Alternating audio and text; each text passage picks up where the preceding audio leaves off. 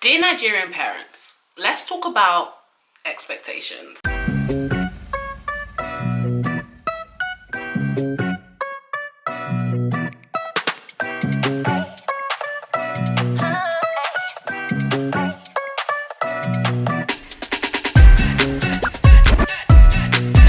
Believing in me. Thank you for thinking that I can do it all, that I can achieve the highest grade on every paper, that I can waltz into any job, that I can convince anyone to do anything. But please stop. Having this inflexible, rigid standard of expectation is too much for me. First of all, it causes me to be insecure. Nothing I ever do is good enough because I'm always looking to meet your expectations. I'm always running to be the best. I never stop and think, wow, I've actually achieved this thing that I've been working for so long. And I'm not saying there isn't a room for me to be better, to always chase the best, but there needs to be a gap. Otherwise, I'm running to exhaustion because no matter what I achieve, there's always gonna be better. It means that I can never really revel in the fact that I did this, that with God on my side, I achieved this. And that's an issue because for me, it came to the point where I either lived in this place of insecurity and was always running to the next thing, was always running to success, or I stopped listening to my parents. And I realized that I needed to create my own definition of success because the things that they think equate to success, it's too much for me. I can't reach that. And like I said, I love the drive that Nigerian parents have. I love the dreams that you have for your children. I know that you came here so that I could have a better life. And I thank you for it because without it, I wouldn't be the woman I am today. I wouldn't chase for the best. But I think what you need to realize is that there's a gap. There needs to be a gap. There needs to be a place where I can stop. There needs to be a world where you're still proud of me despite the fact that I didn't meet that expectation. Not only does it cause insecurity, it also forces me to settle. Because your expectations, coupled with the emotional blackmail of, I'm your mom, I'm your dad, do this because I said so, do this for me.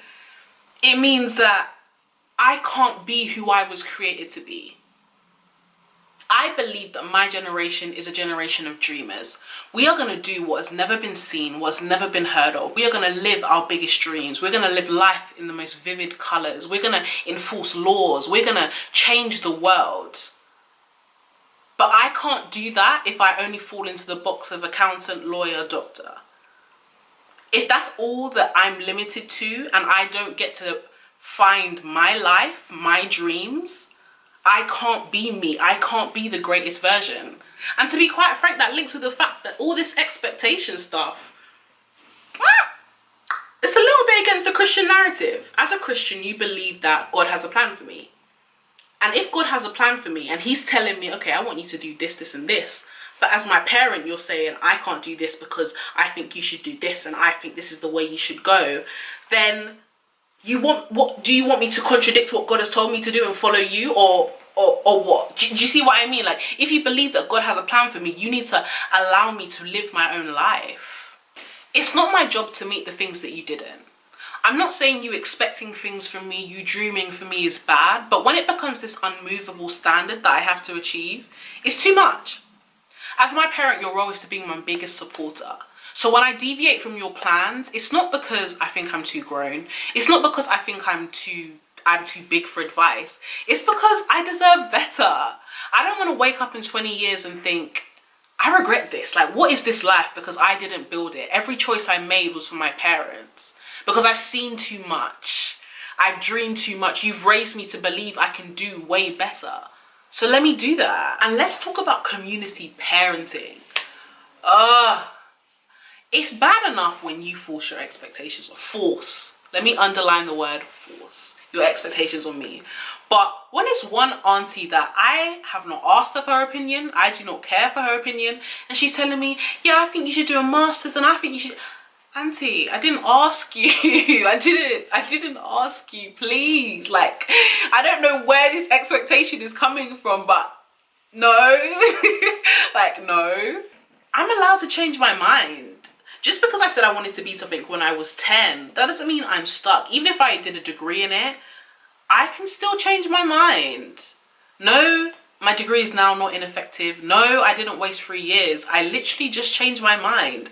And even though I did that, I can still be successful. Ask Funke Akindele, ask Harry Hill, ask Ashton Kutcher. Life is not this immovable standard as it used to be. It's bigger than that. It's different to that. Look, let me compose my thoughts. I understand where you're coming from. I understand that you want me to be at the top, that you work so hard for me to be where I am now, and that I'm in a white man's country and you want me to be at the top and not at the bottom. All you want for me is success, and I love you for that. I admire what you've been through. You're stronger than I believe I could ever be. But I am my own human being with my own expectations and my own dreams. It's time to let me live that out. Here's what's next on my channel. Day in my unemployed life. I've been unemployed for about 6 months now, so yeah, that's good. Can you see the sadness in my eyes? I can. Yo, I've actually become like a little house girl, I think. I need to get the little house girl outfit because, baby.